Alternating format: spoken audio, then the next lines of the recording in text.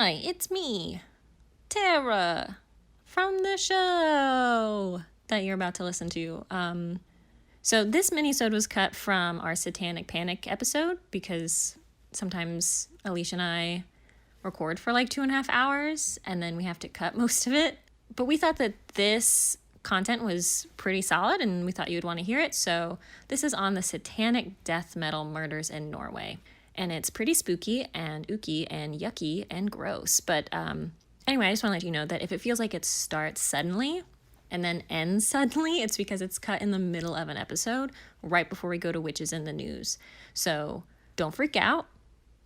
Your iPod didn't die. I'm surprised you have an iPod. That's pretty cool for you. Anyway, before we get to that, I want to remind you guys about our October fundraiser for Black Girls Code.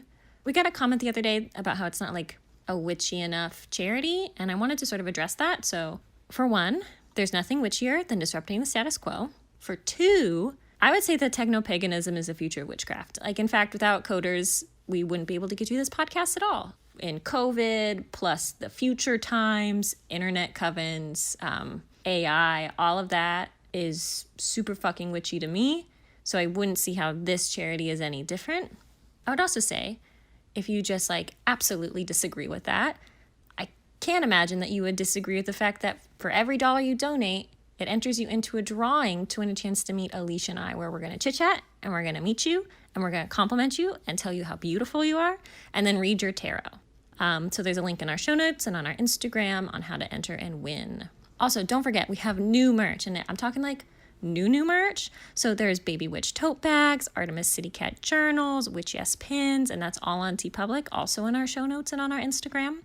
And then finally, if you haven't skipped all of that, this Friday, October 23rd, 2020, the beginning of Scorpio season, 9 p.m. Eastern, 6 p.m. Pacific. This is the data that you need to remember to watch Hocus Pocus with us together on the Witch Yes Discord. Our creative director, Mallory Porter, designed some awesome Witch Yes mixed drinks that I'm so pumped for. And so download Discord onto your computer, your phone, your tablet. It's free. And then we're going to watch Hocus Pocus together. And I'm going to get really sloppy in the comments. Alicia and I are going to be on mic for a little bit. And it's going to be really fucking fun, guys. Like, we've never done anything like this. Like, we're trying a bunch of new stuff. And we hope that you guys will be there, even for just a little bit. That's all the housekeeping. I hope that this is the last time I have to record this intro. So I feel like I've been trapped in this sound booth forever. Okay, welcome to Vaults of the Obscure.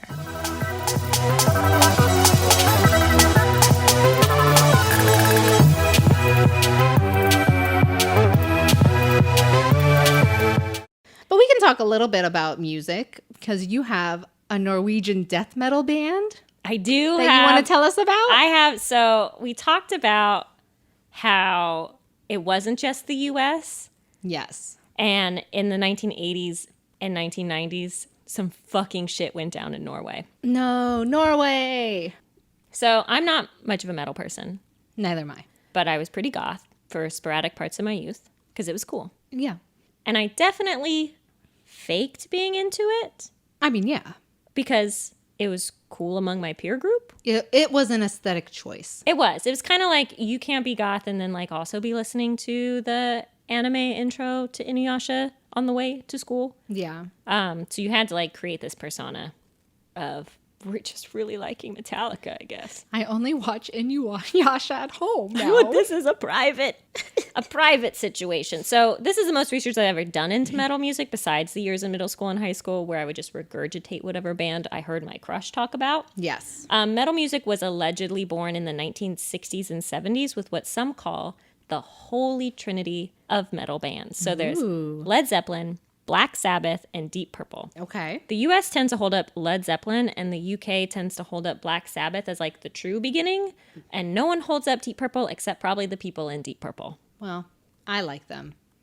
Purple's my favorite color. You're like, I know nothing else, but I will champion for you. Yeah. I will hold a torch. I love that. There's a bunch of different flavors of metal.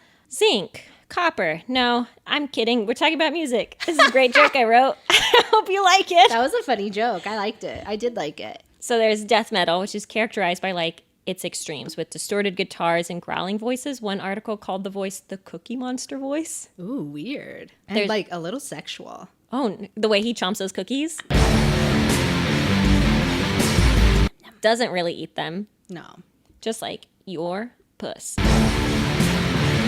Okay, so there's new metal, which is what I just recognize as like early 2000s rock. So it's like metal music that took on kind of a hip hop flavor to it. Papa Roach, Korn, Limp Bizkit. Okay. And then there's thrash metal. So this metal is like really aggressive and fast, but the lyrics are understandable.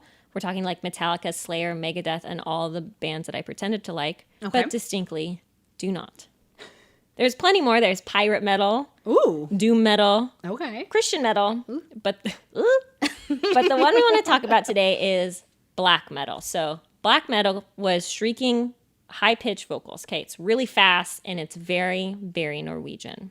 Viking metal, I guess. Fucking Viking metal, and it's insufferable. No, I'm kidding. You might like it. Got people listening, so I'm sorry. The lyrics usually focus on pagan or satanic themes and death, which is sort of funny / ironic because when the U.S. is having this like nightmarish satanic panic in the 1980s, black metal in Norway was bursting with its own satanic panic. Excellent. So this is a timeline. I'm going to say their real name. Okay. Only once. But they all have crazy-ass nicknames, and they're easier to say than Struberud. So there's Oystein Arseth. Okay. Who goes by Euronymous. Jorg Stuberug, who goes by Necro Butcher. Okay. And Chito Mannheim, who I guess liked his name. They found the band Mayhem in 1984, okay? Yes. The only issue is that they haven't found a perfect vocalist, so they're like, I guess we're just drums and guitar. You know what? What is a band? Do you need a vocalist? We're a band. We sing together. Ba ba ba ba ba brand. See, boom. Album released. Ooh, that's a good one. So they cycle through a couple singers, but nothing really hits like they want it to. Eventually, their singers and their drummer Mannheim dip out, leaving Euronymous and Necro Butcher alone with their guitar and their bass. Per Yigniv Olin, who goes by Dead, and Jan Axel Blomberg, who goes by Hellhammer, show up and they're like, oh, we want to be in the band. Hello. With names like that, like, come on, join us. Yeah. So Dead even mailed a dead mouse nailed to a cross to the band P.O. box as a resume. And Euronymous and Necro Butcher were like, this person's fucking metal as shit. Get in here. Yeah. 100%. Come on in. Dead is a huge showman, and he's really interested in the performative aspects of these black metal shows. He wears black and white corpse makeup, kind of like Kiss, but not glam. Mm-hmm. He buries his clothes in the dirt and then digs them up before the show so he looks and smells like he's been in a fresh grave. Interesting choice. He also, like super gross, would cut himself on stage and spray the blood out onto the people in the front row. And then... This is during the AIDS crisis. This is exactly. And then they would Norwegians. impale sheep and pig heads on spikes on stage, and which is basically like all of these theatrics are here to ensure that only true fans remain at these shows. Like, you can't be a fucking poser. So little Terra That's true. would be like, ew, yuck, I'm going to faint. Take me home so I can watch Kagome. Please. I'm out. I'm sorry. Take me home. Call my mom. This kind of behavior wasn't just for the stage. So Dead really believed he wasn't human. He had certain psychological issues. He'd harm himself at parties so often. It wasn't uncommon for his bandmates to like tie him up mid-party so he wouldn't hurt himself and then leave to go continue drinking. To be fair, I would do that too. I'd be like, dude, stop. Like, we're trying to have a good time. Yeah, but you wouldn't like take your friend and like take them to the hospital? No, they're doing it to themselves. And hospital bills are expensive because this is the America we live in. That's true. If he did it to himself and he's like, oh, look what I did, I'd be like, okay, we're going to tape you up to this post and I'm going to get laid tonight. So you better shut up soon. You're ruining my party vibe. Exactly. All right, so all throughout this gore and mayhem, the metal youth of Norway are growing increasingly more xenophobic and aggressive. They're rejecting anything that they don't see as like truly Norwegian, which is basically anything not white and Viking. So they're like, fuck the Jews, fuck the gays, fuck all brown people, but super fuck the Christians. So super fuck these white people. yeah, Okay. yeah, exactly. Okay. Youths in Norway began seeing Christianity as a group of oppressors against their pagan roots and the actualization of their true selves, which I can only think is Viking, I guess, maybe. They would like these kind of metal fans were really proud to braid their little goatees. Oh, cute. And braid their little mustaches like Vikings do. Okay. So they're like, what do these Christians hate? How can we create a kind of godhead to use as a subversive tactic against them? And they choose Satan. All right, so now it's 1991, and the band Mayhem is staying in a cabin in the woods to write and record a new album. As you do. Euronymous and Dead, they spend too much time together and they're not getting along. And they used to be close, but now they're fighting, they're shooting guns, and Dead is even sleeping outside in the woods to be away from him. In April of 1991... That's the kind of beef that is the good friendship beef, though. Like, I'm gonna sleep outside. I can't I'm sleeping be around outside. you. Like, fuck you. But not enough to break up the band. Not enough for me to leave and go home or find a hotel. Right. I'll just go outside. Which is a kind of a punishment for you, also. Yeah. It's not... You're not suffering because of it. I am suffering because of it. So in April of 1991, Euronymous walks into the cabin and finds that Dead has committed suicide. Oh, shit. Euronymous... That's the biggest power move this friendship group has made thus far. I'm going to hurt you by just ruining myself. Yeah. Yeah. Euronymous... Okay, we're in a band. We're in a podcast together, as we are now. Okay. We're fighting. Yeah. But you come back to the cabin that we've put some money into because we were going to make a great podcast album. series. Yeah. And I'm dead. So what do you do? I assume you're murdered, and I would call 911 and then call your mom. Yes. I think those are the right moves. Even if you were mad at me, even if I had been an absolute dick, that seems like the normal response. Yeah. Are they going to eat him? Close. Okay, so Euronymous closes the door.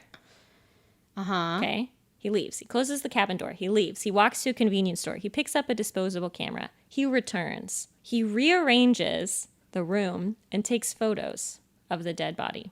Next thing he does. But is it like Weekend at Bernie's? Like he's just propping it up in different places? Oh, God. He's got beer in one hand. Yeah. And smoking a cigarette with the other. Because at that point, it's like... I mean, the band is dead. The band is dead. The band is dead. Dead is dead. And it's very sad. Yes. It's very, very sad. And we're not making fun of him. We're mostly going to make fun of Euronymous because he's a terrible person. So Yeah. Euronymous calls Necro Butcher, right? Mm-hmm. This is the person he's been in this band with the longest. He says, hey, Dead's done something really cool. He killed himself. Necro Butcher, being the Alicia of this relationship, is like, what the fuck are you talking about? Yeah. And Euronymous says, no, don't worry about it. I took pictures. And Necro Butcher says, do not fucking talk to me until you've deleted those pictures, you fucking psychopath.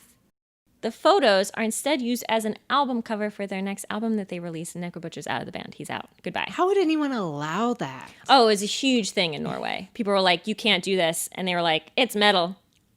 Da-da-da-da-da-da. We love the devil. That's crazy. Men with mustaches, you can't trust them. No. So the band is down to 2 because Dead is unfortunately passed and Necro Butcher is gone. So it's just Hellhammer and Euronymous. In 1992, which is after What the fuck is Hellhammer doing over here? He seems like a beta. Anyway, Okay. It's 1992. Euronymous starts making music with a musician called Varg Vikernes, who I said wrong, but that's fine because who gives a shit? Varg goes by Count Grishnak. Their meeting sort of sparks a series of cathedral burnings all across Norway. Count Grishnak is suspected of the Fantoft Stave Church in Bergen.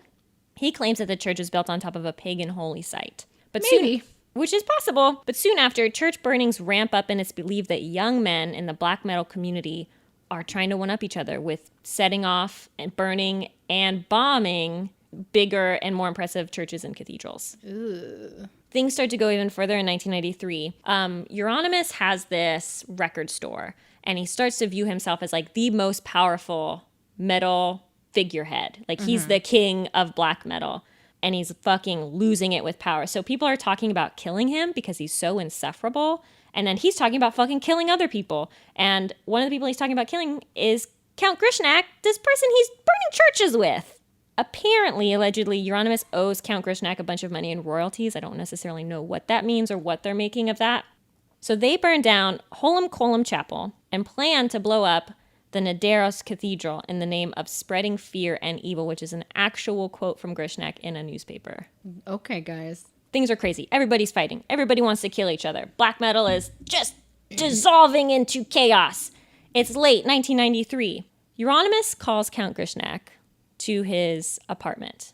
Count Grishnak has to fucking take a train, hours, to go to this apartment. And Euronymous is saying, I'm so nervous for him. you should be. He says, we're going to sign a contract. All of this shit is going to be over. Yeah. We're going to sign this contract.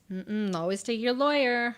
The only account of the interaction is by Count Grishnak. He says that Euronymous lured him to his apartment and then tried to torture and murder him to create a snuff film. Ew.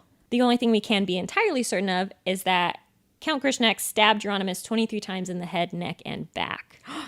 That's crazy. It's extremely violent and personal. Count Grishnak is sentenced to 21 years in prison for the killing of Euronymous, the burning of 3 churches, and the theft of 150 kilograms of explosives, which were for that cathedral that they planned to burn and blow up. Oh my gosh. It seemed to me, Why weren't they arrested earlier? none of this should have happened because they should have been in prison. Yeah. But White men get away with everything. they do.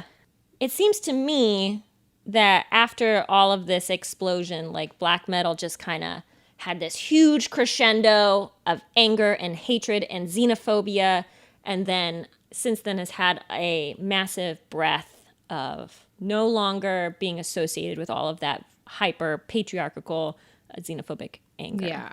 So you can, after Count Grishnak killed Euronymous, there was a lot of fighting from Euronymous' family to have his bass tracks taken off of the record that got released after his death.